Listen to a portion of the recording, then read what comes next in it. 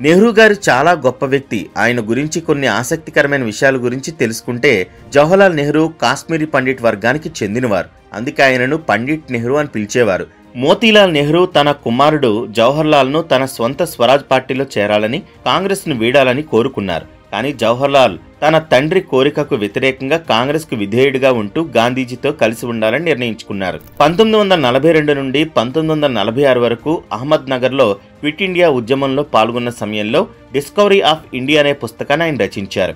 జవహర్లాల్ నెహ్రూ 1927లో సంపూర్ణ జాతీయ స్వాతంత్రం గురించి ఆలోచనను అందించారు. అతను 15 ఆగస్టు 1947న ప్రధానమంత్రిగా బాధ్యతలు స్వీకరించారు. ట్రస్ట్ విత్ డెస్టినీ అనే తన ప్రసిద్ధ ప్రసంగాన్ని అందించారు.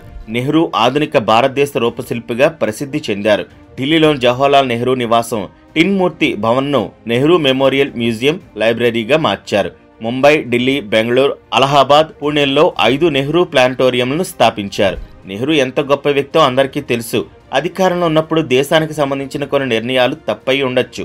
అంత మాత్రాన ఆయనను ఇలా తక్కువ చేసి తప్పుగా చూపించడం ఎంతవరకు కరెక్ట్? ఇలాంటి వారిని ఏమనాలో వారి విజ్ఞతకే వదిలేస్తున్నాం.